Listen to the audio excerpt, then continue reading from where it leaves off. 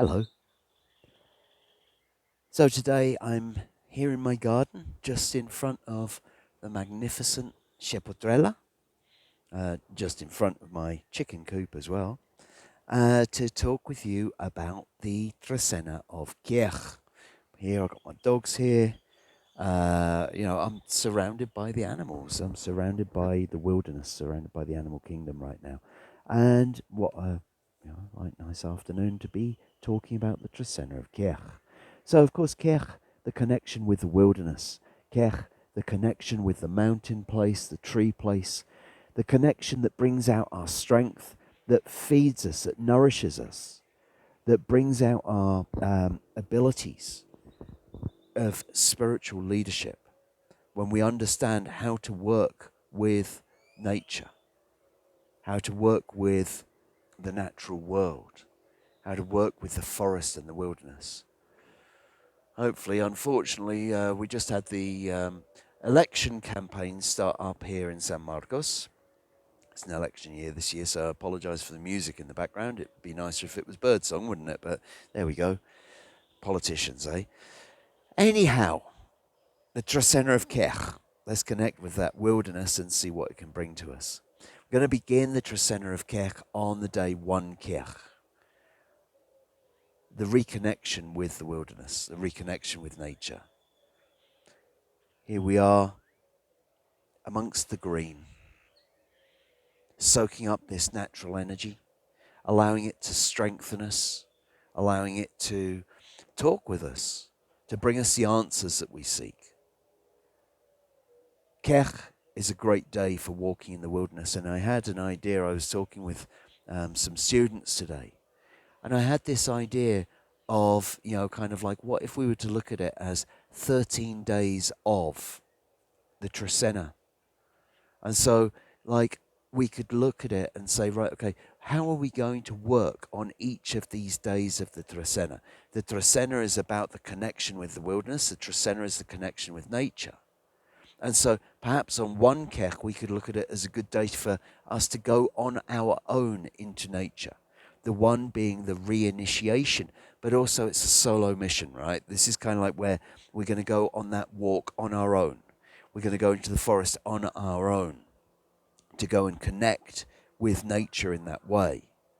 Because sometimes we need to do that. We need that bit of solitude. We need the peace, to not be chatting with somebody, to not be kind of like thinking about somebody else that's walking with us. 1 Kej would be a great day to take that time to go for a walk on your own in the mountains, amongst the trees, wherever it might be, to strengthen yourself. From 1 Kej, we're then going into Anil. And so what a beautiful day this could be.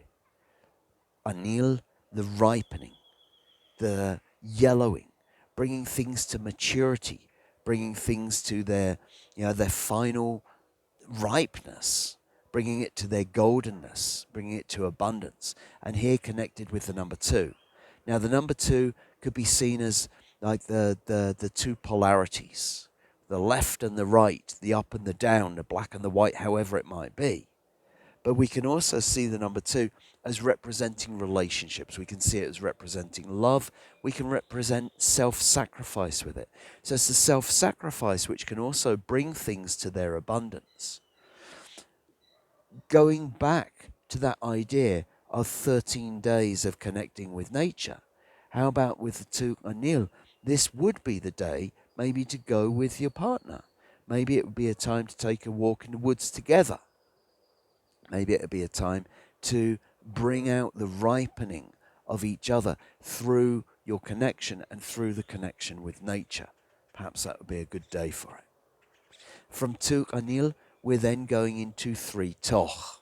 So, Toch, the Nawal of the sacred fire. Toch, the Nawal of offering, of giving. And here we see it with the number 3, which can represent the within, the home. This is a day to be giving to your home.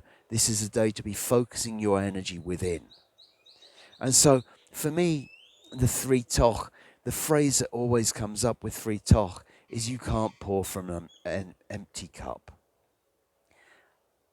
Hopefully we all do our bit We try and make sure that we look after each other. We do our bit for our community. We do our bit for our family. And sooner or later, you know, we need to concentrate. We need to do something for ourselves as well. Okay? Like we start getting tired. We start getting worn out from, doing what we can. And we need to replenish that. Three Toch could be a wonderful day to be looking after yourself, to give back to your home, to give back to your own spirit, to nourish yourself through taking time to acknowledge the sacrifices you've made, through taking time to, replenish what needs to be rebuilt within you. Make an offering on behalf of your home, making an offering on behalf of yourself.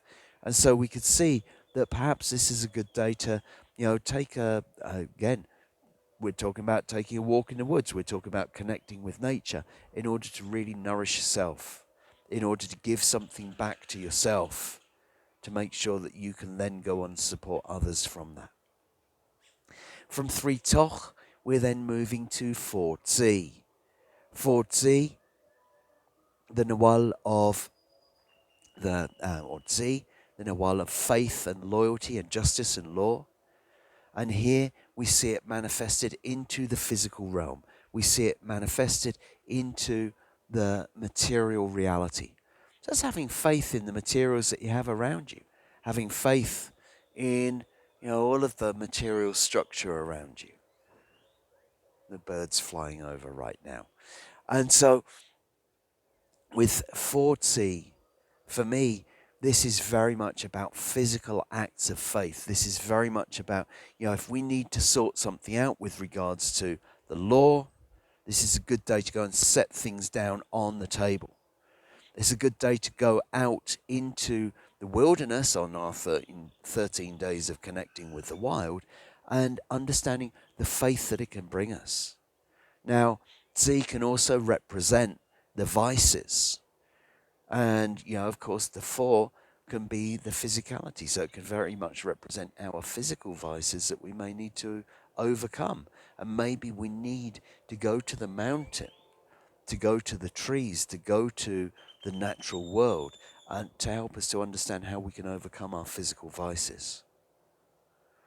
From 4Tz'i, we're then going into 5 Bats. Beautiful day for working on your creativity. 5 Bats, a day to put our energy, our work that comes from the number 5 into whatever creative essence, whatever creative project that we're working with. So maybe you can draw some inspiration from the wilderness. Maybe today's walk might be to understand how you can put your energy into creating beauty into the world, getting that inspiration from the wilderness place. From 5 Bats, we can then go into 6 okay? What a wonderful day for a journey. Maybe it's a wonderful day for a walk, right? The Nawal of the road, the Nawal of the path. The Nawal of the journey. And here we see it with the number 6. Now the number 6 can represent family values. So we can see it very much about taking a journey with your family. But it's also the day of ultimate stability. We see that it incorporates the 4 of the physical plane connected with the heart of the sky and the heart of the earth. And so, yes, it could very much be a journey in the physical plane of reality. But this is a connected journey, a journey which is connected to the Divine Father and Divine Mother, going out into the world. And so this is the understanding of how to bring those essences into our physical journey. And once again, maybe this is what today's walk in the wild might be able to focus on, is how you can connect above and below while traveling in the physical realm. From 6 we're then going into 7 Ach, the Nawal of the home, the Nawal of leadership. The one who is standing up straight and tall. Here's on the front of my shirt. The world tree. The spinal column that helps us to stand up for what we need to stand up for. And here we see it with the number 7, with the number which can represent finalization, the number which can also represent being able to see from the top of the pyramid all of the options. So it's about seeing all the different options that we might have to bring harmony into our environment, to bring harmony into our home. It's about finishing off our home, right? Now, we can also see it from the perspective of we're in the Trecena of Kej. So this might bring us the understanding when we go into the woods, when we go to our when we go on our walk today. It's about asking how we can understand which options we need to follow, which choices we need to make to bring harmony to our home, to bring harmony to our community. This is something that we could really see as a message coming from the wilderness, and a way that we can bring it into our place, how we can stand up for and how we can be strong for the wild nature, how we can bring the understandings of the natural world into our home and our community. From 7 Ach, we're then going into 8 Ish. Ish, the connection with the spirit of Mother Earth, the connection with the sacred spaces. Now, of course, up here we have the altars, which are in Shepotrela. We have those sacred spaces. We also see that through walking in the wilderness, we're not just connecting with the physical aspects of Mother Nature, we're connecting with the essence of Mother Earth herself. And this is where we find our magic. This is where we find our connection with our own magic. And so when we see it like that, we realize how important it is to go and connect with the natural spaces, because it helps to reconnect us with the sacred nature of our earth, the sacred nature of ourselves. 8 Ish is a wonderful day for making our ceremony, for helping to ask for what we might need in our world. And it's a wonderful day for giving thanks to our mothers and the women of our world for what they bring to us, for looking after us. From 8 Ish, we're then going into 9 Tz'ikin. Tz'ikin, the vision, 9, life. Okay? So again, we could see that 9 Tz'ikin is a great day to go out if you were to set yourself an intention or a question as you go out into the wilderness, as you go out for your walk. How about this? What is my life vision? Well, that's a fairly big one to bring in, right? That's a fairly big question to ask. But why not? Sooner or later, we got to ask those kind of questions, right? And so go with that maybe as your intention to walk into the wilderness and ask, how am I able to bring in my life's vision? What is my life vision? How can you help me to focus on the vision that I wish to bring to life? These would be maybe adequate questions to ask before going to the wilderness to find your answer. We could also see that the number 9 can also represent the feminine. And so we can see this as like the vision for women coming in. From 9 Tz'ikin, we're then going into 10 Ajmak.